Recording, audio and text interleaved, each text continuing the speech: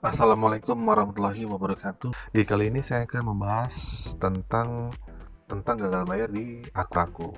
Nah, buat teman-teman mungkin banyak ya yang gagal bayar di aku. Yuk sini ngumpul, merapat, dan komentar-komentar juga pengalaman-pengalaman apa yang saat kalian pernah gagal bayar di aku. Untuk saat ini saya mengalami gagal bayar di aku. Limit saya, nah tuh kalian lihat, 140 hari. Jadi menjelang kira-kira 5 bulanan. Ya 5 bulan ya kira-kira ya. Hampir mau menjelang 5 dan 6 bulan jalan.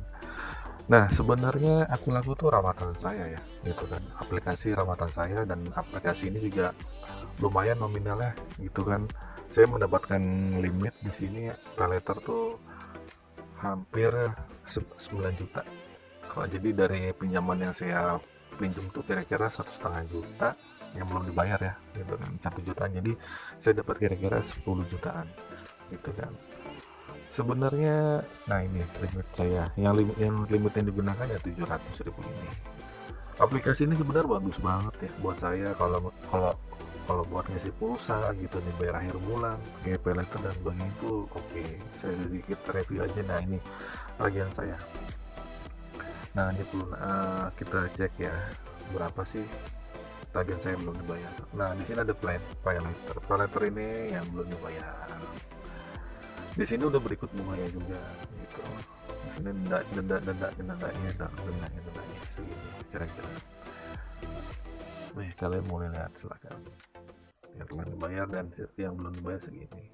Jadi sebenarnya utang saya itu di sini ada 1 juta 100 kalau nggak salah, 1 jutaan kalau nggak salah ya, karena saya juga udah agak lupa, karena ini 1,5 juta itu udah 500 ribunya tuh kalau nggak salah bunganya lah, bunga dan dendanya. Terus bang, apakah ada DC? Ya tentu ada DC.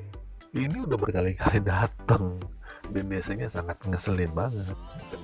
Balik lagi, saya tuh orangnya males buat ngangkat DC gitu kan, buat ngangkat telepon, walaupun setiap hari DC minder terus buat Anda belum membayar, Anda akan begini ya, pokoknya bayarnya DC tagihannya gitu. Saya nggak pernah respon nih Pak, blokir, arsip diarsipin, blokir, pokoknya gitu aja terus setiap hari gitu kan. Pokoknya rutinitas saya kalau ngarsip tuh kalau udah malam-malam. Nah terus ini gimana, DC datang ngapain bang gitu kan. Jadi gini, saya mau cerita sedikit.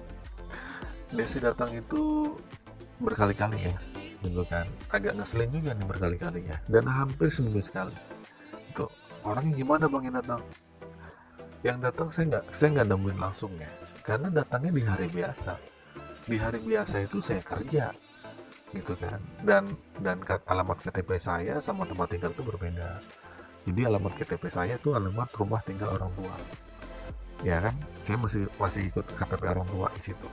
Nah, sedangkan saya sama sudah berkeluarga, saya beda rumah sekarang kan, tinggal rumahnya beda. Jadi alamat tempat tinggal saya itu beda ya sama alamat KTP-nya gitu. Nah di sini datangnya orang gimana bang, bentuknya gimana, ya manusia. Nah kebetulan datang orangnya amuan deh gitu kan, dan saya itu beberapa kali di sini datang itu saya nggak nemuin karena saya lagi kerja gitu kan, di hari biasa gitu. Ngapain nemuin saya di rumah kalau nggak ada saya gitu kan. Jadi walhasil ketemu bapak saya dan ketemu kakak saya gitu kan. Nah di sini yang jadi dilema saya nih gitu kan. Ya saya sih nggak pernah bilang ke warga, pada akhirnya keluarga tahu gitu kan. Ya udah, ya mau nggak mau lah kan, ada DC yang datang gitu kan. Bang utangnya cuma 1,5 juta tuh nggak bayar. Ya ini dia gitu kan. Emang kalau lagi nggak ada bayar mau gimana gitu. Saya banyak kebutuhan, banyak pengeluaran juga ya. Yang kayak gini ya, utang saya kan bukannya dipinjol aja, tapi utang ke temen, utang kemana gitu ya. Ya utang ke teman, utang ke saudara gitu. Nah yang ketemu tiap hari teman saudara ini perlu kita bayar juga kan, nggak enak gitu kan. Kalau pinjol masih bisa dinegosiasi kan, masih bisa kayak gini nih, diulur-ulur gitu. Nah bang, terus pada akhirnya kalau pas di situ datang gimana bang? Ya orang tua kasih tahu ya, akhirnya saya jujur sama orang tua kalau saya tuh emang punya tagihan segini. Oh ya udah, orang tua sih untuk santai ya. Saat pas Desi datang, ya Desi itu nelpon, pas banget saya kerja, ya udah saya ngangkat, saya ngomong sama desa ke rumahnya, desa yang datang ke rumah itu melalui nomor telepon bapak saya, bahkan telepon ke HP saya. Terus coba hubungin coba saya pengen ngomong sama desanya pak, gitu kan. Akhirnya saya ngomong, halo bang, saya John. Wah, sosok kayak orang Ambon gitu deh. Kenapa sih kalau desa mukanya harus Ambon gitu, padahal kan banyak gitu kan. Dikiranya saya takut gitu kan. Terus ya udah saya bilang, bang datang aja ke kantor sini ketemu saya gitu kan. Nggak mau, bingung kan. Nah si EDC, nah itu si desa itu ngaku namanya John. Dia foto sama bapak saya, tapi fotonya nggak pernah nunjukin mukanya dia. Nah desa ini pengecut nih, ketemu saya bang ya di kantor, saya pengen ketemu situ. Nah bilang katanya abang harus bayar utang saya 1.800.000. Ini udah mulai dicicil lah gitu kan sama saya. Nah orang itu nggak mau datang gitu kan ke kantor. Ya nggak bang, nanti agak repot gitu kan. Ya udah datang aja sini gitu kan, saya mau nengok, nggak harus bayar. Ya udah datang gitu kan, abang bayar ya. Ya udah akhirnya di saat itu kan pertengahan bulan nih, di tanggal 15 saya gaji tanggal 25. Ya udah bang sabar aja deh, kalau saya akan bayar nanti saya cicil ya sesuai di kalau kan bisa dicicil tuh, minim cicilan tuh 200 sampai dari 50 sampai 200 akhirnya saya cicil tuh. Ya udah saya bayar nanti tanggal tanggal 25 250 gitu kan. Nah dari tanggal 15 sampai ke tanggal 25, berarti kan 10 hari kan. Itu rajin banget itu dia, saya datang enggak 3 hari datang, enggak menjelang tanggal 25 nya datang. Akhirnya kan nelpon lagi dong, nelponnya dari ke HP saya gitu kan. Saya balik, ngapain sih bang rajin-rajin banget datang, ketemu saya sini gitu kan. Saya ancam begini, ya udah ketemu kita di polsek gitu kan. Kebetulan kantor saya emang dekat polsek gitu kan, ketemu kantor saya, dia ketemu di polsek gitu. Apakah saya ke situ deh, gue bilang enggak bang, santai aja bang, enggak, kita kan cuma mau sekalian lewat sini bang gitu kan. Jadi tuh sebenarnya DC-nya si aku laki itu cari perhatian. Nah kebetulan rumah saya itu rumah yang sama tetangga kanan kiri itu acuh tak acuh lah, maksudnya karena rumah saya itu agak sedikit tertutup gitu kan, terus agak ke bawah dikit. Jadi sebenarnya kalau orang tamu datang nggak tahu nih tamu ngapain gitu kan, jadi nggak rese juga. Cuman orang tua sih yang ngasih tahu, udah gimana selesai gitu. Akhirnya saya bilang sama bapak saya, pak kalau datang bilang aja suruh datang ke kantor. Kata bapak saya, nggak mau nih orang, ya udah suruh tunggu aja sampai saya pulang. Ya akhirnya sama bapak saya disuruh tunggu tuh, ya udah tunggu ya. Bapak saya bilang saya mau sholat, tunggu ya saya mau ke dalam dulu. Ya udah biasanya rajin aja kayak orang tolol gitu. Saya juga agak kesel gitu, nggak tahu. Jadi selama desa itu datang, dia nggak pernah nunjukin mukanya dia siapa. Pokoknya kayak oknum aja deh gitu kan. Akhirnya saya bayar 2 secil, orang itu nggak bakal balik lagi. Jadi buat kalian gagal bayar di DC, emang DC-nya agak ngeselin nih. Agak, mungkin ada videonya nih, mungkin kalian pernah lihat di sini. Ini saya kasih cuplikan di videonya nih ya. Kenapa? Aku udah main kekerasan, saya nggak mau. Kamu punya utang. Kekerasan di mana saya? Gak ada, kamu jangan jadi alasan aja. Gak ada, kamu KRT. Ayo KRT. Laporkan. Iya.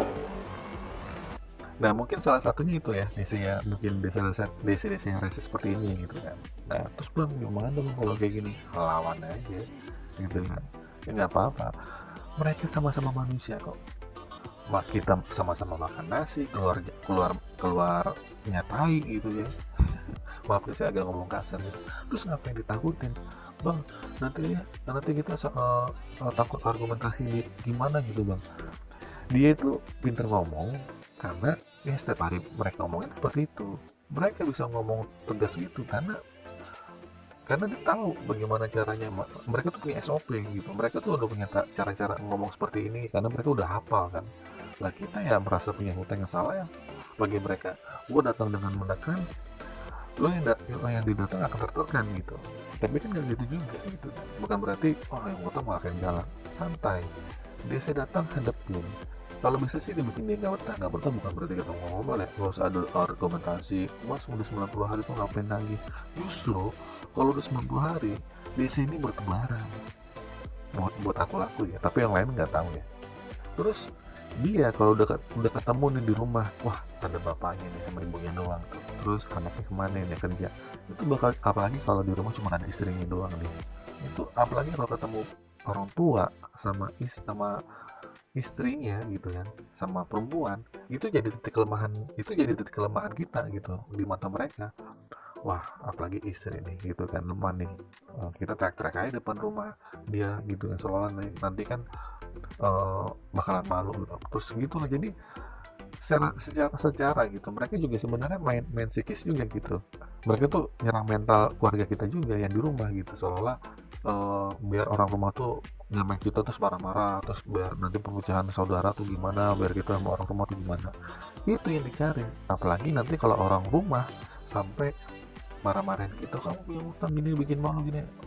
Terus kakak kita yang sok-sok marahin gitu, mungkin kakak-kakak kita atau adik kita atau saudara kita di rumah itu ketemu DC, terus kita tahu kalau kita punya utang, terus marah-marahin, nah kamu kenal ini ngapa punya utang sebagainya.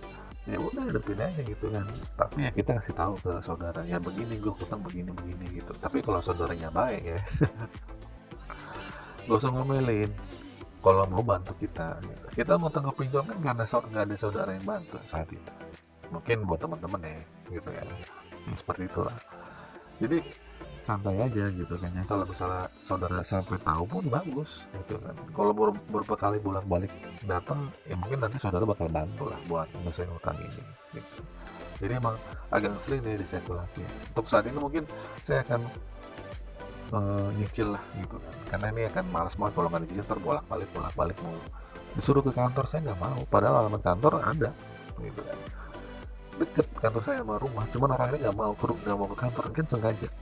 Jadi ya sengaja banget orang desa ini tuh maunya ke rumah aja, mau ketemu orang tua gitu, seolah-olah biar orang tetangga di rumah itu malu gitu kan. Dan desa ini juga minta alamat tempat tinggal saya, tinggal kosan saya, cuman sama orang tua saya nggak dikasih gitu. Ya ini makan dicicil, dan terbukti sih pas saya udah mulai agak nyicil, yang pinjam cicilan minum itu DC ini nggak datang lagi ya. Mungkin ya udahlah, di situ kan ada pinjaman minum, jadi ya cicil aja. Dan setelah 90 hari bunga ini nggak jalan kok, stuck aja kok gitu kan, stuck dan tidak ada penambahan lagi, dan bunganya nggak 100%. Jadi kira-kira denda dan sama bunganya tuh kayak tadi ya 1 juta, berarti cuma 1.800.000, jadi nggak sampai 100% nggak nyampe. Dan desa aku lakuin merata ya buat teman-teman, sangat merata. Jadi mau di daerah Jawa Barat, Jawa Tengah gitu kan, kayak ada, mungkin daerah-daerah Lampung mungkin ada, daerah-daerah yang lain-lain mungkin sudah lumayan merata, karena dia termasuk pinjaman yang bunganya tuh kecil juga sih. Terus ini gampang cair lah gitu, dan sangat udah famous. Aku lakuin udah famous, udah terkenal lah gitu.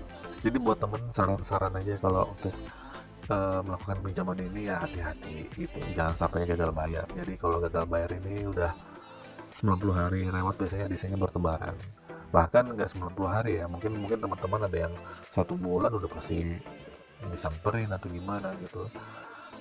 Dan biasanya tuh mungkin ada yang ngeselin, ada yang baik-baik aja, mungkin ada yang sopan gitu, mungkin ada review, saya dibilangin desa baik-baik kok, mungkin lagi baik gitu. Mungkin kalau saya kan gitu agak ngeselin ya gitu kan, ya saya mau review aja gitu kan, isinya sosok galak tapi disuruh ketemu sama saya nggak mau gitu kan. Ya yang begitu, malah saya masih ingat sih, masih ada nomornya juga. Mungkin kalau misalnya udah saya lunasin, saya taruh balik tuh biasanya gitu. Bukan dendam sih, cuma ngasih pelajaran aja. Sebenarnya kehidupan desa itu terancam juga hidupnya gitu. Dia banyak musuhin juga kan sama nasabahnya gitu kan. Dan dia punya 2 nomor kan ternyata gitu. Makanya jadi nomor kerja dia itu, tapi kalau pas saya telepon di luar kerja misalnya pas sore nggak aktif, jadi kan ngeselin gitu. Jadi gitu aja ya buat teman-teman. Jadi buat yang pinjam di aku laku ya, harap berhati-hati. Desi aku laku udah mulai banyak, walaupun ini pinjamannya gampang cair dan lumayan terkenal lah gitu kan, lumayan terkenal. Jadi orang taunya pinjol ya aku laku, taunya pinjol ya Kredivo gitu ya. Ini salah satunya gitu ya. Mungkin kalau ini dilunasin ya limit saya masih bisa digunain ya gitu kan. Mungkin beda juga kalau beda Kredivo. Kalau di Kredivo kan kalau sudah lunas gimana, Mungkin selanjutnya saya akan membahas tentang kredit. Ya buat teman-teman jangan lupa like, komen, dan subscribe. Saya akan bikin video-video selanjutnya tentang masalah gagal bayar di beberapa aplikasi. Dan kalau teman-teman punya pengalaman gagal bayar di aplikasi aku laku, tolong di komen ya. Mungkin kalau ada pertanyaan, mungkin ada info saya yang kurang, mungkin boleh diluruskan buat teman-teman juga. Dan kalau misalnya teman-teman pengen nonton video yang lainnya, ini ada di sini, ada 2, boleh diklik di gagal bayar saya yang lainnya gitu. Akhir kata, assalamualaikum warahmatullahi wabarakatuh.